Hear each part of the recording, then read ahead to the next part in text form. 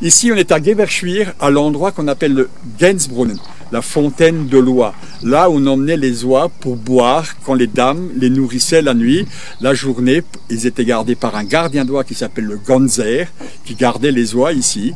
Et donc, c'est une vieille tradition à Gewerschwir qui fait partie d'un canton royal d'avoir des oies grasses à mettre à disposition aux seigneurs quand ils viennent. Et nous, on en fait du foie gras, bien sûr. Aujourd'hui, on a modernisé toutes ces choses-là. Le foie gras est une vieille tradition. Nous, la tradition d'avoir des oies grasses pour les seigneurs date de l'an 800. On est un canton royal. En Alsace, on a aujourd'hui les plus vieux producteurs de foie gras existants en France. Et c'est d'ailleurs nous qui avons mis toutes les techniques, et notamment de savoir-faire, c'est-à-dire de transformation en place aujourd'hui, qui régissent les lois du foie gras français, les règlements. Et nous sommes en train actuellement, avec nos confrères alsaciens, de créer ce qu'on appelle l'IGP, l'indication géographique protégée du foie gras d'Alsace. Tout le monde fait du canard. Le canard, c'est beaucoup plus facile à gaver. Le goût est plus fort du canard. Et l'oie, c'est plus fin, c'est différent. Donc voilà. Le summum du foie gras, normalement, c'est l'oie. Donc voilà, c'est le traditionnel. C'est de lui qui est parti, enfin, c'est de elle qui est parti le principe de les gaver.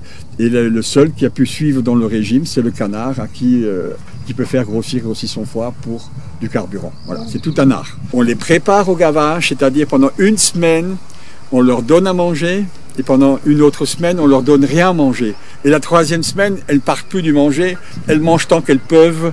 Donc c'est ce qu'on appelle le pré-gavage aujourd'hui, juste pour montrer le côté naturel des choses, quoi. C'est-à-dire qu'on fait grossir le foie, on ne le rend pas malade parce que quand il est malade, il devient vert, comme le vôtre, comme le mien. Donc on le fait grossir pour en tirer le meilleur, quoi. C'est toute la bonne chose. En France, il y a plusieurs catégories de foie gras. Tout ce qui est avant foie gras, c'est du bas de gamme. Tout ce qui est après le mot foie gras est du haut de gamme. Explication. Bloc de foie gras, bas. Foie gras entier, haut de gamme. La texture normale d'un bon foie, c'est ça. Ça, c'est un foie un peu plus dur et il va obligatoirement fondre. Quand on va le faire cuire, la graisse va partir.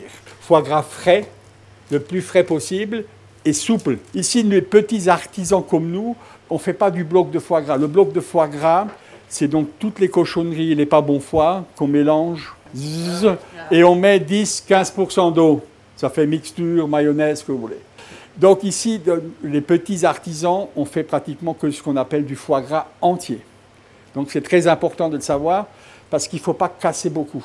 Foie gras entier, ça veut dire des morceaux entiers. Et les morceaux, si on les casse, doivent avoir au minimum 80 grammes. Donc le but est de ne pas le casser. Donc moi, je vais vous montrer comment on fait pour ne pas le casser. Ce qu'on voit souvent dans les foies et de tous les foies gras, ou le foie de veau, foie de bœuf, c'est une espèce de petite peau. Là. Vous voyez, celle-là, il faut enlever la peau. Mais ça coûte de l'argent. Les veines, ça passe. Mais ça passe pas. Alors, je le montre dans l'oie, donc qui est une couleur plus rose, hein, voilà, qui est en général plus pire, et la peau, elle est plus importante dans l'oie. Vous voyez. Donc ça, il faut enlever. Voilà. Il faut pouvoir enlever les veines.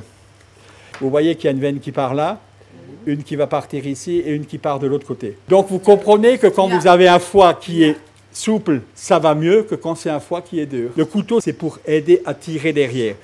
Quand vous mangerez ce foie gras, dans quelque temps, si vous reste des bouts de veine dedans, d'accord? Si vous reste des veines dedans, vous dites une chose, il vaut mieux avoir une veine dedans et d'être sûr de manger un vrai foie gras que de manger un bloc de foie gras où tout est mixé dedans et on ne les voit plus. Donc je vais vous montrer, ça c'est le premier, et donc le deuxième, il monte là. Mon foie gras, il est entier, d'accord? On va les assaisonner, salé, poivré, mettre des épices, voilà. Le secret est aussi dans l'assaisonnement. Sel, poivre et juste un peu d'épices, c'est l'Alsace qui est ça, c'est le plus simple. Voilà. Il n'y a pas de sucre, il n'y a rien, pas d'alcool, c'est le plus simple. Hein. Donc voilà, donc on va faire ce qu'on appelle du mi-cuit là, c'est-à-dire en dessous de 85 degrés, ça vous permet de tenir pendant 1 an. Et après, il y a de la conserve, mais c'est cuit à 103 ou 104 degrés. Alors, c'est beaucoup plus confit, il faut le garder un petit peu. Donc, ça, c'est mi-cuit, il faut le mettre au frigidaire à 3, 4, 5 degrés. Donc, quand vous rentrez, vous le mettrez au frigidaire. Donc, le bien de les enfoncer dedans, hein, voilà. Alors, on va faire ça joli, hein. Il faut laisser un espace comme dans les conserves. S'il n'y a pas d'espace, ça ne ferme pas, il n'y a pas de sous-vide. On peut le faire avec de l'eau, mais de l'eau, ça n'a pas de goût, alors autant le faire avec du cognac, voilà. Voilà, il faut chercher les trous. Voilà, ouais. Mais tout le monde, tous. Hein.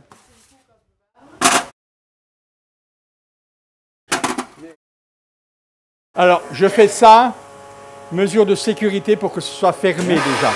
On enlève l'air. On va passer à ce qu'on appelle, nous, l'autoclave. Autoclave.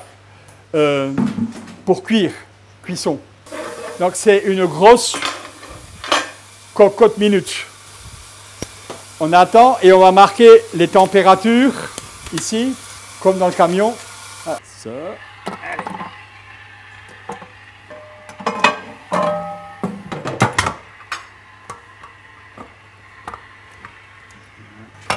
Vous voyez, c'est déjà monté, 21 degrés. Voilà. Après, ça monte jusqu'à 85 et après, 45 minutes.